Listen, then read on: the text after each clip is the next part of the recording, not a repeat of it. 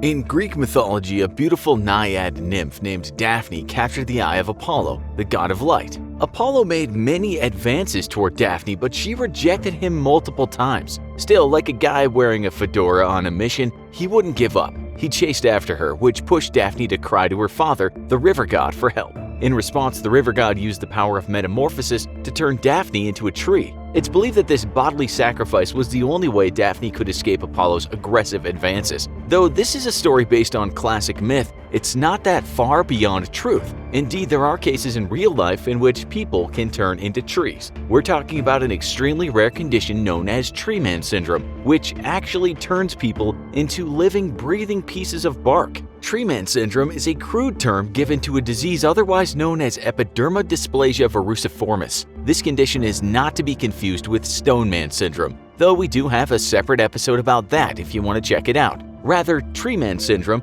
is a disease with a very bizarre symptom, the development of bark-like growths stemming from mostly the hands and feet of a person's body, not the full body like Apollo's Daphne. The disease is a recessive inherited skin disorder caused by an infection of the human papillomavirus, or HPV. HPV has numerous subtypes that tend to cause different kinds of viral warts, and tree man syndrome stems from one of these subtypes. In most people with the virus, there may be a minimal effect, but for those with an impaired immune response to HPV, the development of bark-like warts may occur. That's right, the tree-like branches stemming from the hands and feet are actually warts. Obviously, they're not the typical kind of warts that you may commonly see, but rather a unique type of wart that is incredibly rare. So, who tends to get the disease? Well, as we just mentioned, tree man syndrome is a recessive inherited disorder. What this basically means is that the sufferer gained an abnormal epidermal dysplasia verruciformis, or EV gene, from both biological blood relative parents, which causes a defect in the immune system,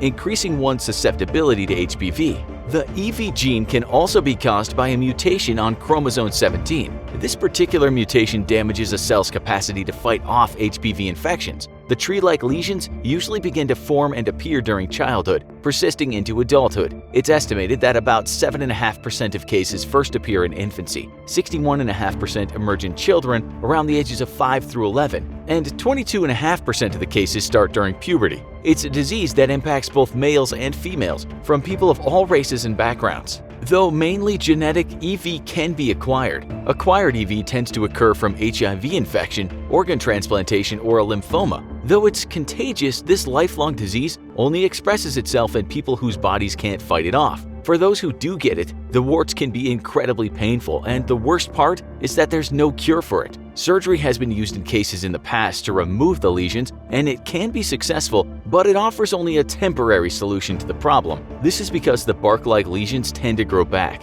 If you're getting paranoid now about catching the disease, allow us to reassure you by reaffirming just how rare the condition really is. Whereas stone man syndrome occurs in about 1 in every 2 million people worldwide, tree man syndrome is far less prevalent. Scientists don't know the exact number of cases, but according to ABC News as of January 2019, the Genetic and Rare Diseases Information Center, otherwise known as GARD, estimates that there are only about 200 reported cases of tree man syndrome worldwide. Now that's a very small number. Thus, you can rest assured that your odds of having it or acquiring the disease are very slim.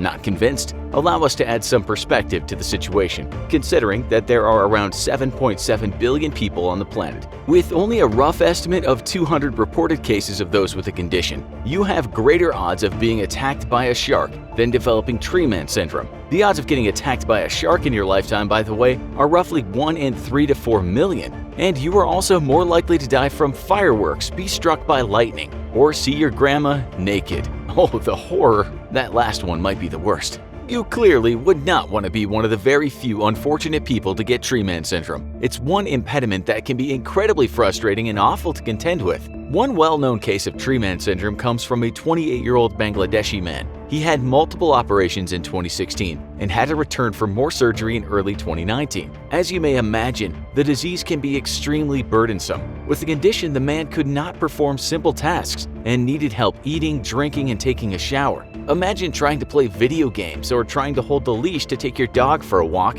when you have branches for hands. With this in mind, the man was quoted by CNN saying, "I want to live like a normal person. I just want to be able to hold my daughter properly and hug her." He had at least 16 surgical procedures in the past to remove growths, some that weighed as much as 11 pounds. It may not seem like much, but try carrying that amount of weight around with you when the coach tells you to run a lap around the track during gym class. Then tell us how you feel afterwards. The first known female case of tree man syndrome came from 10-year-old Sahana Khatun, reported in 2017, another sufferer from Bangladesh. She also went through surgery to remove the bark-like growths from her chin, ear, and nose. Thankfully, doctors are optimistic that the warts won't regrow. This is believed to be because Khatun was in the very early stages of the disease when she had the surgery. Obviously, she and her father were delighted by the news that further surgeries may not be necessary for the young girl. You may have seen this condition shown in popular culture as topics of interest in TV shows like Grey's Anatomy and Nip Tuck.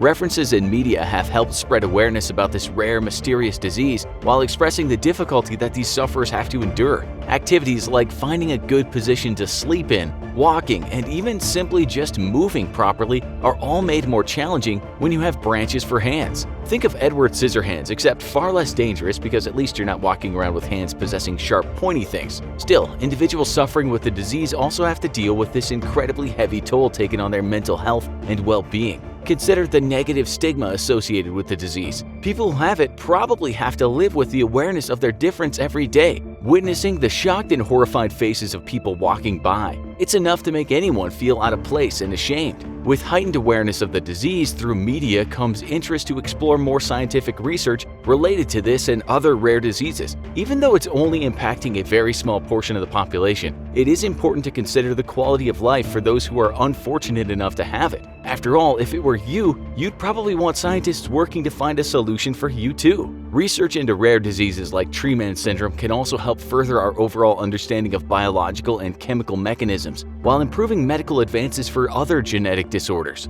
As quoted in the Rare Disease Review, a cure for an individual helps us understand the cure for many more. What would you do if you suddenly had tree man syndrome? Tell us in the comments. Now, to make yourself even more worried about the terrible things that can happen to the body, go and watch What is Stone Man Syndrome? Thanks for watching, and as always, don't forget to like, share, and subscribe. And make sure you click the bell button so that you can be a part of our notification squad. See you next time.